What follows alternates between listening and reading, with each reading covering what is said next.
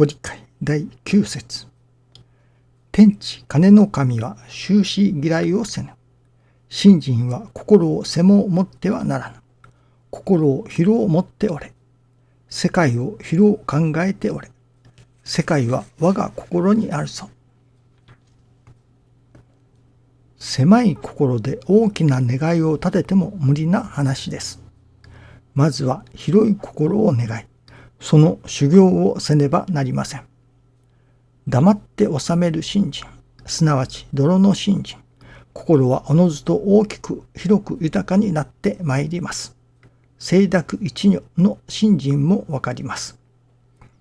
対岸の氏子の上には特別の親神様の働きが受けられます。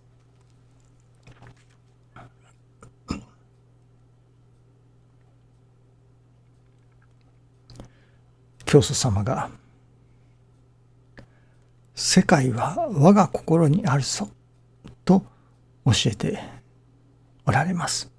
世界は我が心にあるぞ。ですから私どもの心の中に世界があるというわけですから、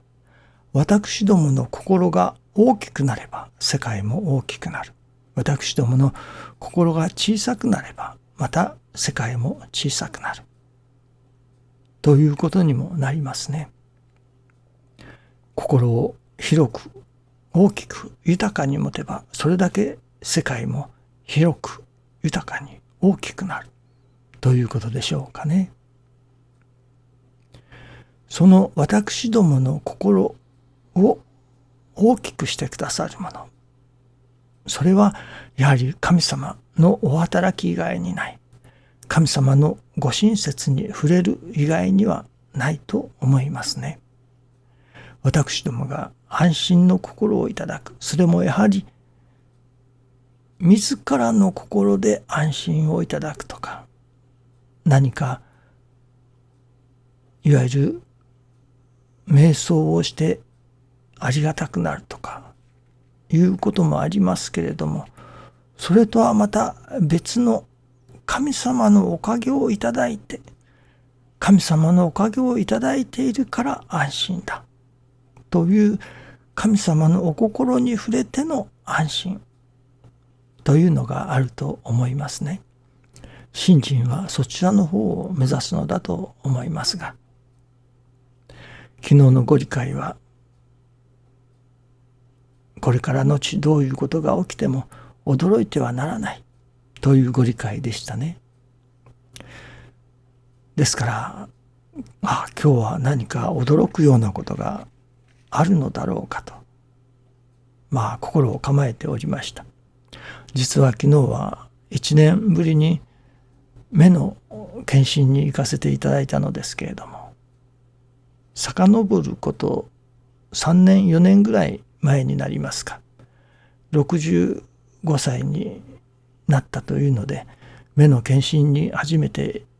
行かせていただいたのですけれども、何の気なしに行きましたら、そこで網膜が少し剥がれていると。ですからこのままにしとくと目が見えなくなる、失明してしまう。ですから今からすぐに手術をしなければならない。ところがここは検査はできるけれどもその手術はできないので、もう一つ別の病院に行ってくださいということで、そこからまた1時間ぐらい離れたところでしょうかの病院に急遽行き、そこで目の手術を受けたことがあります。もう失明の一歩手前というとこだったようですね。いつ失明するかしてもおかしくはないという状態だったらしいのですけれども、それで九死に一生というようなことでしょうか、事なきを得たということがありますが、そういうふうなことがありましたから、目の検診に行くとなるとなんとなく心がドキドキするものですけれども、おかげさまで大変目の方は健康ですということでした。それでまた来年1年後に来てくださいということでしたけれども、これで、何もなかったなと思っておりましたら、夜になって息子の友達が交通事故で急に亡くなったと。まだ赤ちゃんが生まれたばっかりのそのお父さんのようですけれどもが交通事故で亡くなったという電話がありました。やはり人様がお国替えという話を聞きますとやっぱりびっくりいたしますね。そしてさらに今朝目を覚まさせていただき LINE を見ましたら、今も何か入ったようですけれども、おばが畑に野良仕事ですか、畑に仕事に出て、それで倒れられたらしく、そこで亡くなっておられたと。詳しいことはまだ検視中で分かりませんけれども、とにかくおばが畑に仕事に出て、それでその場で亡くなっておられたようだという知らせを受けました。受けておりました。私が昨日休んでいる間に LINE に入っていたようです。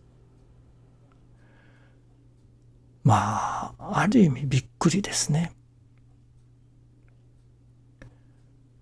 しかしそこから気を取り直してみると、そういえば昨日は52節のびっくりということがあるぞと、驚いてはならぬぞという神様のご理解をいただいておりましたね。ですからこれはもうすでに神様のご計画の中にあったのだな。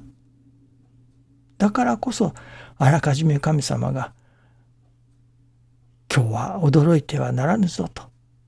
教えてくださってあったのだなとしてみると、その息子の友人のお国替えもおばのお国替えも、これも神様のお働きの中であっていることなのだなと。いわば神様ご掌覧の世界の中でのお国替えに違いないということが分からされたのですね。そのことが分かりますと心が落ち着いてきました。なるほど、神様のご計画の中、神様のお働きの中にあったお国替えだということですね。それがどういうご都合であるのかは今はまだ分かりませんけれども、神様のお働きの中に起こっていることだということは確信が持てますね。そういう安心だと思うのですね。これは神様のお働きの中で起こっていることなのだというそこのところが分かれば、合点がいけば安心がいただけれるという、そういうことではないかと思いますね。神様のお働きだと、神様のそのご親切、神様のお心に触れての安心がいただけれる信心をさせていただきたいと思いますね。どうぞよろしくお願いいたします。ありがとうございます。